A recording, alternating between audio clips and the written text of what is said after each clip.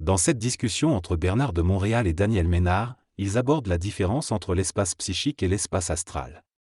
Ils expliquent que la conscience psychologique est une forme de conscience qui se questionne et peut être modifiée, tandis que la conscience vibratoire ne se questionne pas et reste stable.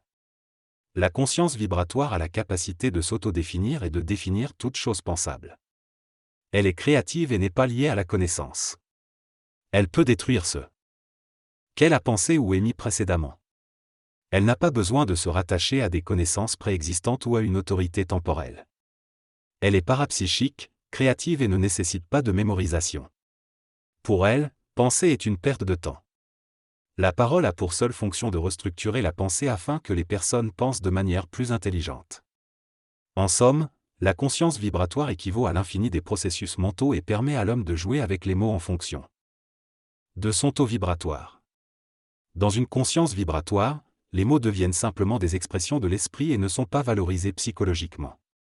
L'esprit charge, tandis que l'homme décharge, et plus l'homme est conscient vibratoirement, plus il peut suivre le rythme de l'esprit. Dans cette conscience, il n'y a plus de limites ni de conditions, et les mots perdent de leur valeur. La valeur réside plutôt dans la capacité de l'homme à décharger rapidement. Dans une conscience psychologique, le terminal semble être le seul élément tangible et l'homme donne de la valeur à sa vie. En revanche, dans une conscience vibratoire, la valeur réside dans la puissance de l'individu. Chaque individu a son propre taux vibratoire, qui est la somme de sa puissance et de sa conscience. À un certain niveau de conscience, l'individu peut masquer sa puissance pour ne pas impressionner les autres qui ne sont pas suffisamment conscients vibratoirement. Mais si plusieurs individus sont en conscience vibratoire, ils n'ont pas besoin de masquer leur puissance et peuvent vivre pleinement dans cette conscience. Selon Bernard de Montréal, la capacité de réaliser des phénomènes magiques ou de suspendre les lois naturelles est liée à une conscience vibratoire, qui ne subit aucune impression mentale et n'est pas limitée par les craintes et les réflexions liées à l'ego. Cette conscience vibratoire permet à l'individu de diriger son spectacle et de gérer les situations en fonction de sa position actuelle. La coupure entre l'individu et sa source provient du fait que la source maintient un contact fermé, ce qui diminue l'autonomie de l'individu. L'homme normal aspire à être un individu unique et séparé, tandis que Bernard de Montréal apprécie d'être à la fois lui-même et en relation avec une autre entité. Il a appris à maîtriser cette dualité pour éviter les interférences avec son territoire psychique. En fin de compte, l'homme devra comprendre ce que signifie être un homme, à savoir être une partie vivante de l'âme incarnée dans une forme matérielle et qui peut éventuellement expérimenter la mort et le retour en forme astrale. Cependant, pour un immortel ou un individu conscient de sa nature vibratoire, la mort n'existe pas car il vit sa conscience en puissance. L'auteur affirme qu'il ne peut pas vivre sa vie de la même manière que les autres car il travaille avec l'invisible. Il exprime son désintérêt pour la mort, car pour lui, mourir signifie simplement continuer à vivre avec une conscience morontielle, au-delà du corps matériel. Il déclare que l'homme doit mourir car cela fait partie de la finalité de sa conscience astrale, mais qu'à l'avenir, l'homme ne pourra plus mourir car il passera à une conscience morontielle où il dominera le monde de l'âme. Selon lui, un initié en contact avec des entités dans l'astral sait tout sur elles car il a un lien avec des mondes qui sont en dehors de la mort. Il explique que lorsque l'homme entre en conscience morontielle dans le monde de la mort, les entités ne sont pas capables de le reconnaître car il n'y a aucun son qui émane de son aura. Il ajoute que le son est un outil extrêmement puissant pour l'astral, car il leur donne accès à la conscience de l'homme. Les morts mesurent la pensée des hommes à différents niveaux de volume, et plus la pensée est consciente, plus elle est forte. Les morts ne sont pas intéressés à entrer en contact avec des immortels car cela fait sauter leur monde astral. R suggère que l'arrivée d'immortels dans l'astral pourrait finalement entraîner la fin de ce monde. Il explique que la conscience vibratoire est intéressante car elle n'a pas de fin, mais elle détruit quelque chose, contrairement à la pensée qui crée le monde astral. En observant le monde astral, on découvre qu'il est fait des mêmes formes que sur Terre, mais disposé différemment. Les morts sont intéressés par les humains car plus ces derniers vibrent, plus ils créent des formes dans le monde astral, enrichissant ainsi leur monde. Cela crée une relation étroite entre les morts et les humains. Le contact peut être ouvert ou fermé, selon le plan de vie de chaque individu. Il est voulu par la source que nous nourrissions l'astral pendant un certain temps, dans le cadre de l'expérience de la source. Cependant, un contact trop intense peut endommager le corps éthérique et rendre l'homme déséquilibré. La folie est souvent due au mélange des corps astral et éthériques. Pour éviter cela, les corps doivent être séparés. L'homme devient échangeur de lumière lorsque suffisamment transmuté, ce qui signifie qu'il n'est plus un porteur de lumière, mais qu'il dicte la nature de la relation avec l'invisible. Les humains ont besoin de conscience, tandis que les morts ont besoin d'espace éthérique pour se manifester. C'est à mesure que nous transmutons que nous créons cet espace éthérique, car notre énergie astrale se mentalise et crée des structures de forme pour établir une liaison avec la source. Dans cette discussion, l'auteur explique qu'un mental supérieur se distingue de la conscience collective de la race humaine. Une conscience vibratoire permet d'avoir une aura large et de communiquer avec des êtres venant d'autres dimensions. L'auteur indique que l'homme peut retirer de l'espace à l'astral pour développer un corps éthérique plus avancé. Pour cela, il faut redéfinir sa réalité et se protéger de la pensée et du conditionnement. Plus l'homme est intouchable par la pensée. Est-ce qu'il peut travailler télépathiquement avec des entités d'autres plans? En utilisant la pensée, l'homme peut créer sa condition morontielle et développer son corps de lumière pour échanger avec son double. Il est nécessaire d'avoir une conscience vibratoire et une conscience organisée de la géopolitique universelle pour ne pas se perdre dans l'ésotérisme. Chaque être humain a un espace cohabité par l'astral et la lumière, et la lutte entre les deux se fait en fonction de la pensée. La mesure de l'espace qu'occupe l'astral dépend de la polarité du mental. Lorsque la polarité est éliminée, l'espace astral devient très petit. La dépolarisation du mental est un processus long et douloureux qui fait partie de l'initiation solaire.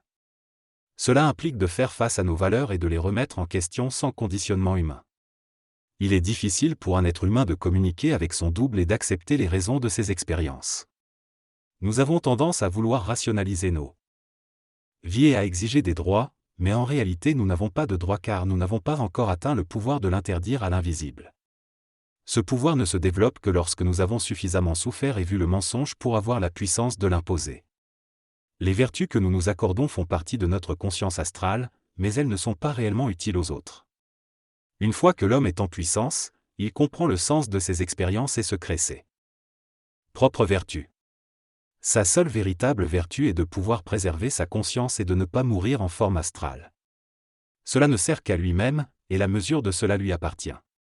Dans cet extrait, l'auteur parle de la mesure personnelle de chacun et de l'importance de comprendre sa propre initiation. Il compare cette initiation à l'entraînement d'un athlète, où le coach pousse l'individu à ses limites pour tester sa puissance et sa détermination.